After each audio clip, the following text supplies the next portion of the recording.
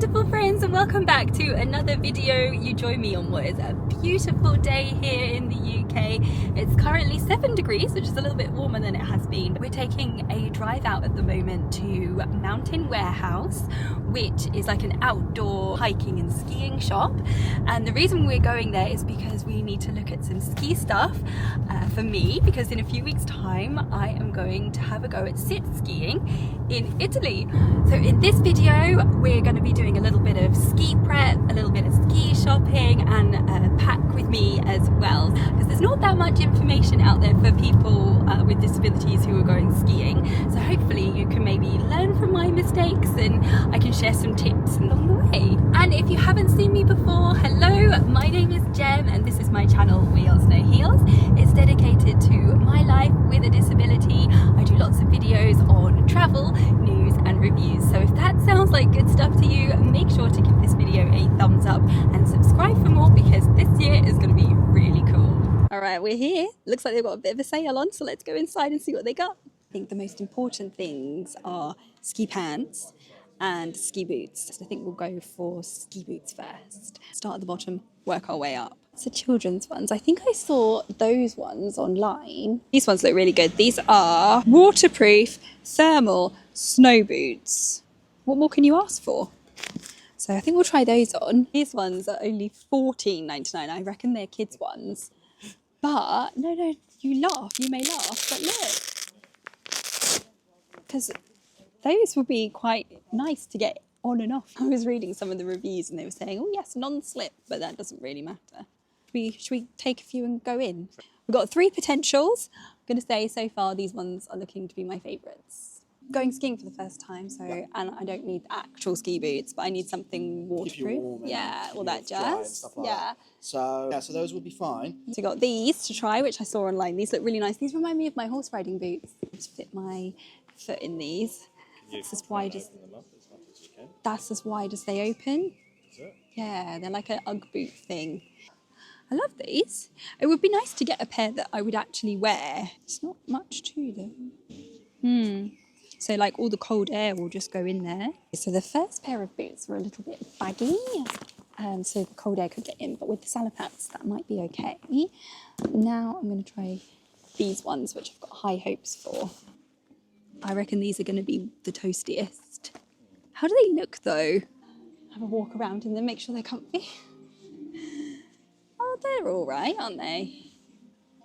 I think I prefer the look of the other ones, but in my heart, these ones are going to be the best in terms of warmth. Go for substance over style for a change. Yeah.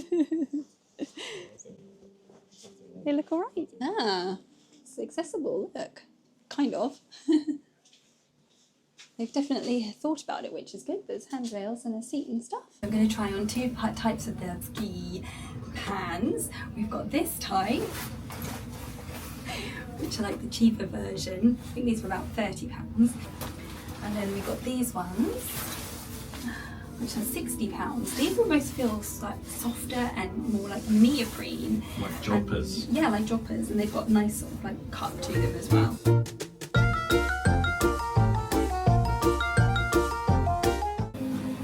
That was successful. I'm definitely going to save some money and get the cheaper ones because they felt a lot more comfortable sat down and a lot more cozy, whereas I think these ones are probably better if you're a standing skier. Found this hat which is insulated, which is going to be great. It feels really cozy and it's $6.99. In the sale, Jem, 70% off. So good. I'm going to go and paint now.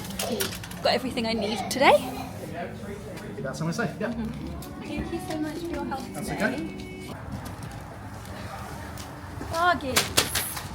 Well, that was very successful. We got a pair of ski pants, we got ski boots, and we got a nice insulated warm hat. And tomorrow I'm going out with my mum and my sister for my sister's birthday, and so hopefully I can maybe have a look for a few things while we're out and about there as well.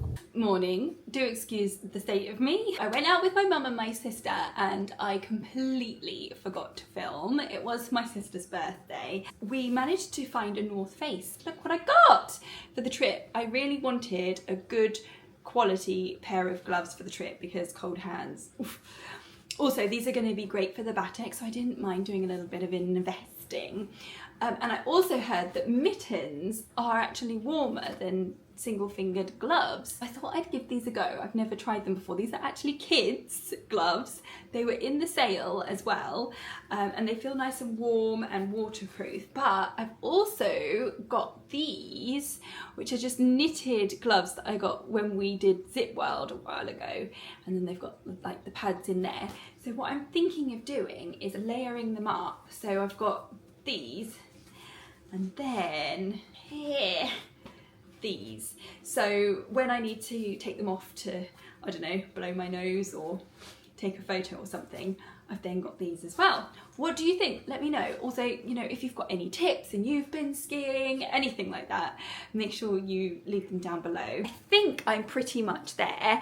I've already got a ski jacket, which I'm going to wear. I've got travel insurance with Tesco, skiing insurance, and that was pretty straightforward actually. My plan is to film 3 videos. I'm going to do a travel day video, and we're flying with BA, British Airways, and I've tried to avoid BA like the plague, so that is going to be interesting. I'll try and do a little bit of vlogging when I'm there. I think what will be really helpful for you is if we go upstairs and I'll show you what I'm taking, so we can talk about like all the base layers, the mid layers, the jackets, what I'm planning on wearing to keep myself warm, because obviously there's a lot of information out there for non-disabled skiers, but in terms of disabled skiers, not so much. That's better. This is exciting, isn't it? The last time I did a pack with me video, we were going to Florida. I think, like in the shop, we'll start from the bottom and work our way up.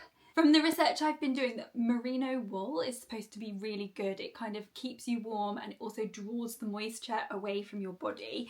And it just so happens that that's what I wear anyway. These are actually ski boot socks that I bought years ago in blue water. I love them because they're really tight, they're quite compression-y, and they stay up. So these are going to be great. And then I've also got my Nordic socks that Shaun and Daisy bought me for Christmas that I'll be wearing as well, and they've got merino wool in them. Foot warmers. These are amazing and I use these a lot, but they come with a huge warning because they do get very, very hot. And then I've also got some for my hands as well, but oh, these are amazing. And these are the Maximum Heat Gen thermal leggings from M&S, and I've spoken about Heat Gen M&S products. They're amazing.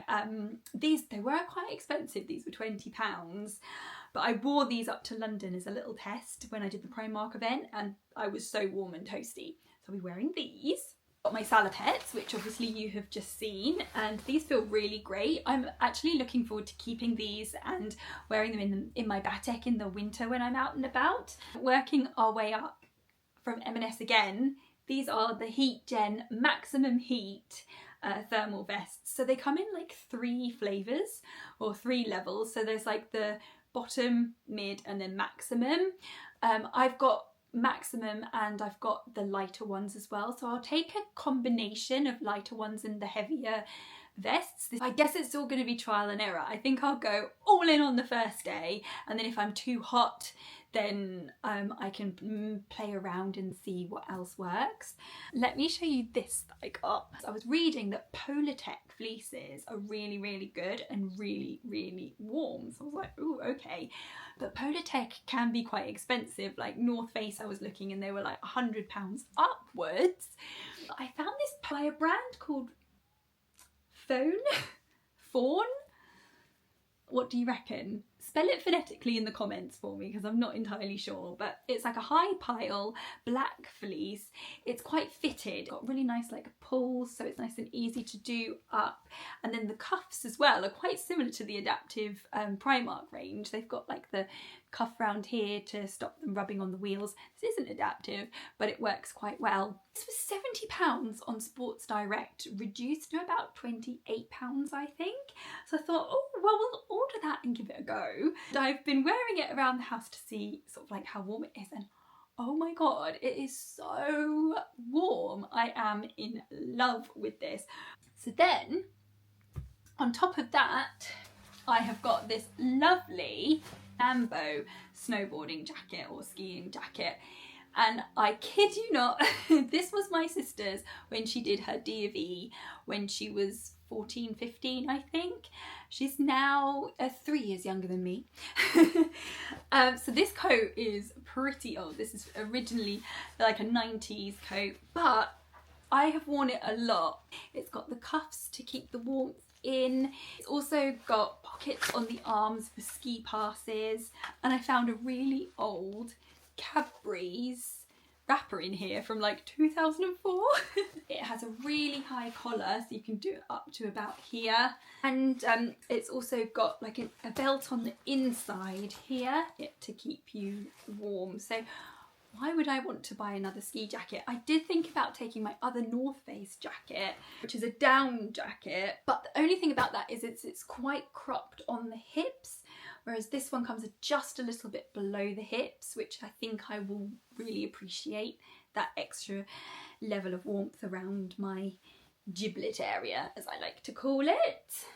And then, as you know, I bought these boots. I was speaking to a para skier who said that they found the boots to be quite bulky, so they ended up just wearing their trainers. I'm going to try and keep the labels on these just in case I do find that I don't need them. So bought a snood.